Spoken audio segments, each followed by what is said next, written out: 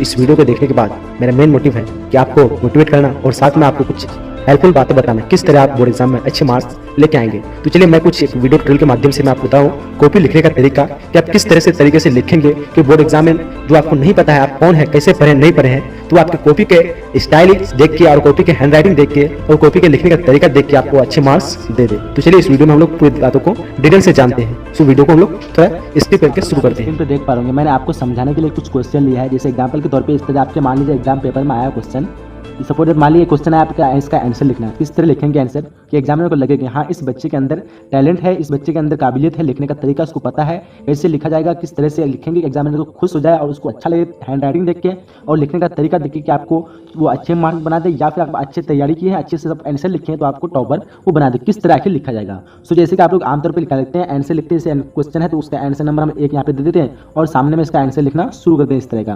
तो ये पुराना मेथड है। मैं आपको कुछ अपने नया मेथड बताने जा रहा हूँ जहाँ पे आपको देखने में अच्छा, खुद आप कहेंगे कि कैसा अच्छा राइटिंग है, किस तरह के आपको अच्छे से डिजाइन से बनाया जाता है, तो आपको खुद अच्छा ही लगने लगेगा। तो मैं आपको समझाने के लिए कुछ यहाँ पे नीचे मैं इसका आंसर लिखा हूँ। इस तरह से आप अगर एग्जाम में लिखते हैं तो एग्जाम में काफ़ी खुश हो जाएगा और इससे आपको अच्छे मार्क्स, पूरे फुल मार्क्स देने लगेंगे। जैसे आप लोग देख पाए क्वेश्चन वहाँ पे था, एक नंबर की यौगिक किसे कहते हैं क्वेश्चन था। अब इसका आंसर हम इस तरह यहाँ पे लिखे, जैसे आप लोग देख पा रहे होंगे कि क्वेश्चन 1 का यहाँ पे देख दिए बोर्ड में कि क्वेश्चन नंबर 1 का आंसर। इस तरह आपको कॉपी के बीचों बीच हेडलाइन में लिख देना है, ठीक है। अब वहाँ पे लिखने के बाद आप चाहे तो स्केल से नीचे में 2 लाइन इस तरह के खींच सकते हैं, ठीक। खींचने के बाद आप वहाँ से बढ़िया से लाइन सीधा होना चाहिए। खींचने के बाद आप यहाँ पे 2 तरफ 2 इस तरह के बूंदा लगा करके ये तीर दे सकते हैं, इधर भी ये इस तरह के तीर दे सकते हैं। उस तरह करने के बाद इस तरह डिजाइन होगा, आपको देखने में जो कॉपी चेक करेगा उसको लगेगा कौन से आंसर का, मतलब सॉरी कौन से क्वेश्चन का कौन आंसर लिखा है, तो उसको देखने में सहूलियत होगी, देखने में अच्छा फील भी होगा। तो उसके बाद लिखने के बाद आपको क्या करना है, एक लाइन यहाँ पे छोड़ देना। जैसे आप लोग यहाँ पे देख पा रहे हैं एक लाइन हमने छोड़ दिया यहाँ पे। अब यहाँ पे आंसर देख पाएंगे 2 या 2 से अधिक परमाणुओं के मेल से बने पदार्थ को यौगिक कहते हैं एवं यह हमेशा निश्चित अनुपात में होते हैं। जैसे यहाँ पे आप लोग एग्जाम्पल देख पा रहे हैं। तो एक चीज़ यहाँ पे और आप लोग ध्यान देना है, मैंने यहाँ पे इतना ध्यान नहीं दिया उस चीज़ पे। तो आप लोग जो चीज़ लिख रहे हैं इसको सीधा होना चाहिए, मतलब जितना इधर है उतना इधर भी आपको बराबर मात्रा में होना चाहिए और इधर भी है, तो उससे और भी आपका अट्रैक्टिव होगा और इससे और भी आपके मार्क्स ज़्यादा मिलेंगे। अब मान लीजिए सपोज ये 3 नंबर का क्वेश्चन है, तो इस तरह लिखने से आपको पूरे 3 के 3 मार्क्स मिल जाएंगे। और मेन चीज़ जो आपको ध्यान रखना की बात है यहाँ पे, ये चीज़ जैसे ही क्वेश्चन पूरा फिनिश होता है, देख पाए यहाँ पे क्वेश्चन फिनिश हो गया है, मतलब सॉरी आंसर फिनिश हो गया। जैसे ही आंसर फिनिश हो जाएगा सो आप लोग को कम से कम 3 या फिर हो सके तो 4 लाइन आप लोग को बीच में छोड़ देना है। जैसे आप लोग देख पाएंगे 1 2 3 लाइन मैंने यहाँ पे छोड़ दिया है, ठीक।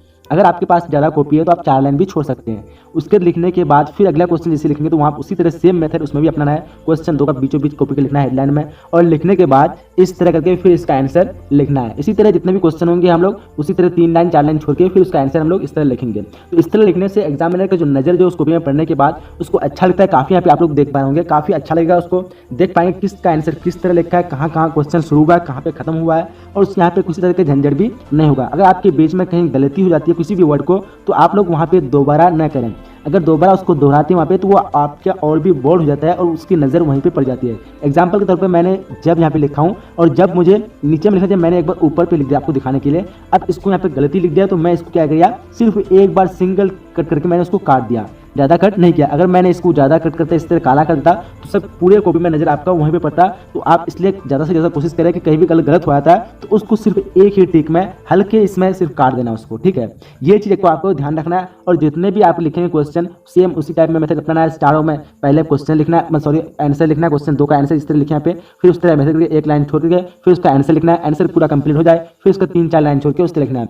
चलिए ये तो रहा 2 मार्क्स या फिर 3 मार्क्स के क्वेश्चन के। अगर आपके मान लीजिए 10 मार्क्स या फिर 5 मार्क्स इस तरह क्वेश्चन पूछा जाए तो उसके लिए आपको क्या चाहिए कि कम से कम एक पेज तो पूरा फुल होना चाहिए। ये पेज एक पेज हुआ, ये फुल होने के बाद अगला पेज में जाना चाहिए। अगर 10 मार्क्स के क्वेश्चन है या फिर 5 मार्क्स भी आप जा सकते हैं तो आप हमेशा कोशिश ये करें कि एक पेज जैसे ही ये फुल हो गया तो अगला पेज में जैसे जाएं तो उस पेज का वहाँ पे आंसर जहाँ तक होता है, चाहे मान लीजिए ये एक पेज फुल हो गया और अगला पेज में हम उलाटे तो वहाँ पे मेरा ये आधा तक रहा और आधा पेज खाली रहा। तो आप ये नहीं करेंगे अगर 10 मार्क्स का 5 मार्क्स का क्वेश्चन है तो यहीं से हम इसका आंसर शुरू कर देते हैं। आंसर नंबर आप यहाँ पे हमने 4 का लिखा तो आंसर नंबर यहाँ पे हम 5 शुरू कर देते हैं। इसको बिल्कुल ऐसे गलती न करें। आपको करना है क्या है, जैसे यहाँ पे एक पेज पूरा फुल हो गया है उसके दूसरा पेज में आधा हुआ है तो आपको करना है क्या, अगर 5 या 10 मार्क्स का क्वेश्चन है तब करना क्या है कि इस जो खाली है इसको पूरा ही छोड़ देना है और फिर अगले पेज में फिर हेडलाइन में आपको लिखना है answer number, sorry question number 5 का आंसर इस तरह के हेडलाइन में अगले पेज में लिखना है। ये अगर आधा से ज़्यादा या फिर आधा से कम खा देता है, इसको पूरा खाली ही छोड़ देना है, क्योंकि यहाँ पे 5 मार्क्स का आएगा नहीं और इस तरह लिखेंगे तो आपका कचरा हो जाएगा। तो उसको लगेगा कि हाँ ये 5 मार्क्स क्वेश्चन यहाँ से या फिर 10 मार्क्स क्वेश्चन यहाँ से खत्म हो चुका है,